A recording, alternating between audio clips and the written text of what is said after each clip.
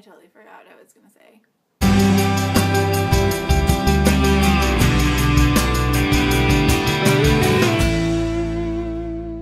Hey everybody, I'm Catherine and I'm here today with a Sophie in my lap. Are you comfortable?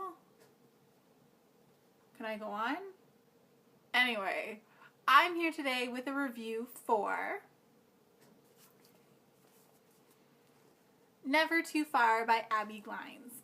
So this is the second in her Rosemary Beach series, and it is the second book for Blair and Rush, who are the main characters from the first book. And wow. Just wow. Before I get into anything, can we just talk about the ending? Because the ending was like so far out of left field, considering the first book, that I did not see it coming at all, which was actually pretty damn awesome. So before you go continue any further with this review, I highly suggest that you either go and you watch my review for the first book to get caught up, or read the books before you watch the review, because I don't want to spoil anything from the first book just in case you haven't read it yet. So Never Too Far picks up exactly where Fallen Too Far has left off, which is awesome for readers. Because let's face it, with the way that Fallen Too Far ended, yeah, we needed to know what happens next in the lives of Blair and Rush. And that's exactly what you get in this book, which is awesome. So, slight spoiler, we find out within the first chapter that Blair has become pregnant.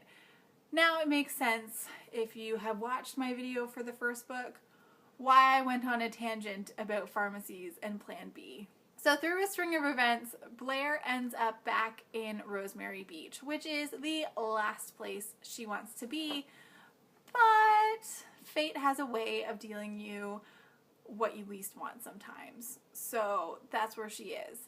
And of course, this reintroduces us to all of our favorite characters from the first two books, and some of the characters that we really wanted to punch in the face, i.e. Nan. Side note, I would love to actually have a book from Nan's point of view, because I hate her, but I love books that take the villain and make them human.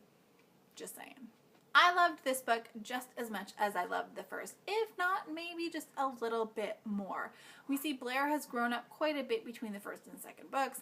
I wasn't yelling at her at being naive quite so much, although there were a couple times where I'm just like, use your cell phone.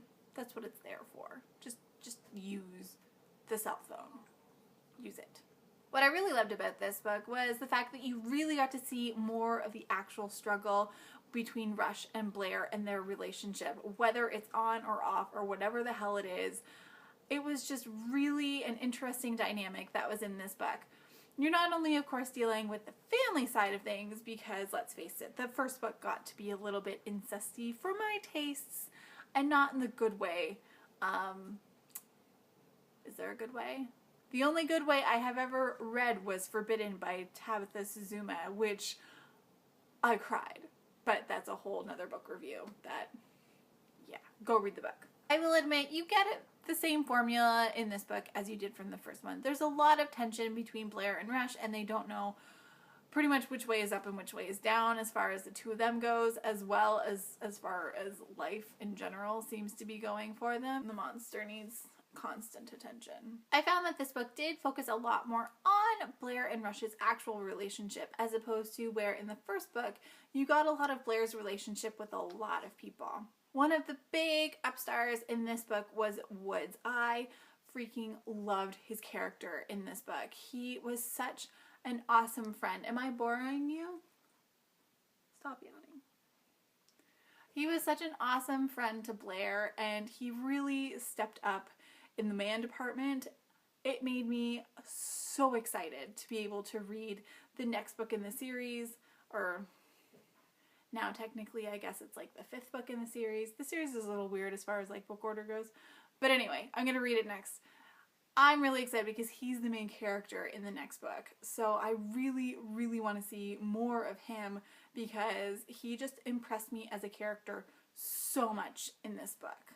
This is totally one of those sweet guilty pleasure type book series for me.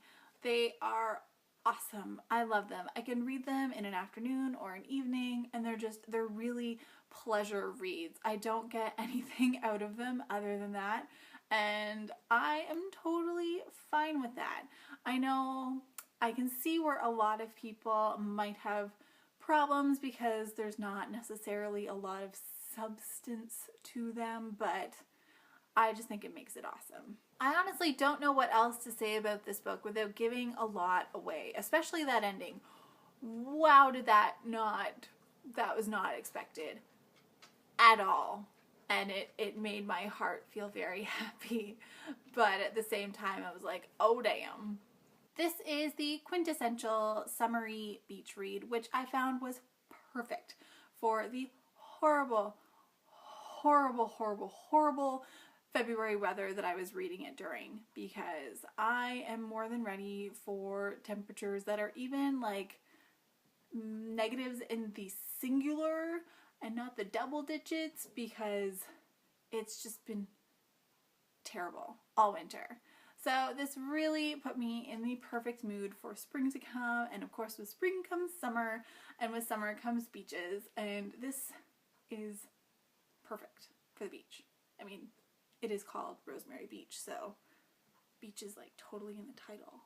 So that's it for me. I'm gonna try and make sure that this review is nice and short and sweet, just like this book is. It is definitely one that you can crank out and read and finish it in one go, because as captivating as it is, it definitely does not want you to put it down.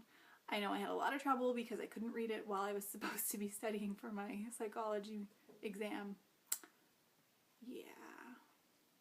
So until next time, guys, happy reading.